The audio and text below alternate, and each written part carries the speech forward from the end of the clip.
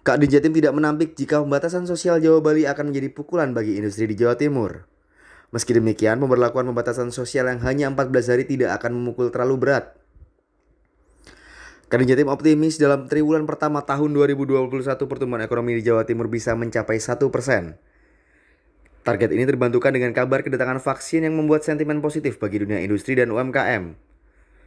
Vaksin diharapkan mampu mendongkrak pertumbuhan ekonomi selama tahun 2021 bisa mencapai 5% khususnya di Jawa Timur. Mestinya kalau kita ngomong dunia usaha, ini juga hantaman untuk teman-teman industri di Jawa Timur. Cuman kita kan masih menunggu keputusan di Malang, Surabaya, Gresik, Sidoarjo, bagaimana menyikapi surat edaran ya dari kementerian ini. Tapi saya rasa kalau cuman sampai 25 tidak begitu berat lah memukul industri, meskipun dia juga terpukul. Ketika kita baru merangkak naik, ada PSBB lagi ya terpukul lagi lah.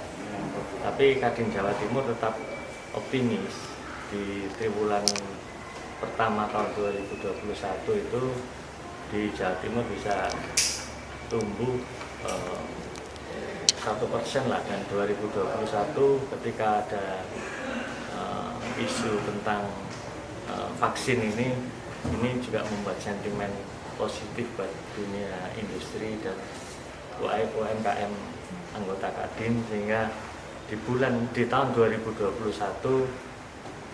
Kadin yakin dan optimis bahwa kita bisa naik sampai 5%. Pemerintah Kota Surabaya sendiri menindaklanjuti kebijakan pemerintah pusat akan memperketat penegakan protokol kesehatan. Kapasitas warung maupun restoran wajib hanya 25% saja. Tidak ada lagi bangku yang disilang sesuai dengan instruksi dari Mendagri yang dijelaskan oleh PLT Wali Kota Surabaya Wisnu Saktibuwana. Pada pelaksanaan pembatasan sosial nanti, jam operasional untuk warung maupun restoran hanya diizinkan sampai pukul 10 malam. Sedangkan untuk mal harus tutup pada pukul 7 malam.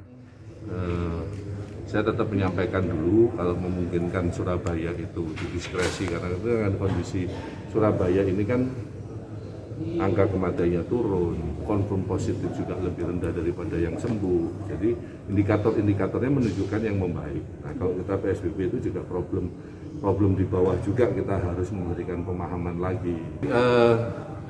Dari sisi ekonomi ini kan kafe dibatasi, yang semula bisa restoran bisa 50%, tinggal 25%. Nah, warung-warung juga tetap boleh buka sesuai aturan yang ada. Artinya kalau restoran, warung, rumah makan, kafe itu bisa sampai jam 10 malam sesuai perwali.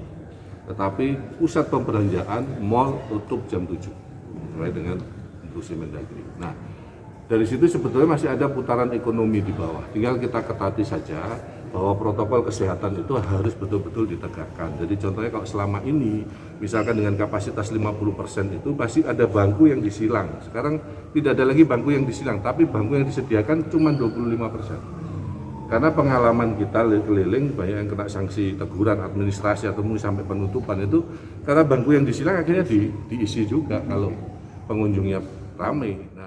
Meski sudah mempersiapkan teknis pemberlakuan pembatasan sosial yang dimulai pada 11 Januari mendatang, namun PLT Wali Kota Surabaya akan mengusulkan diskresi pada pemerintah pusat. Usulan ini dilakukan dengan alasan kasus COVID-19 di Surabaya yang masih terkendali. Hal itu dibuktikan dengan angka kematian yang terus menurun dan jumlah kesembuhan yang lebih besar dibandingkan tambahan kasus positif setiap harinya.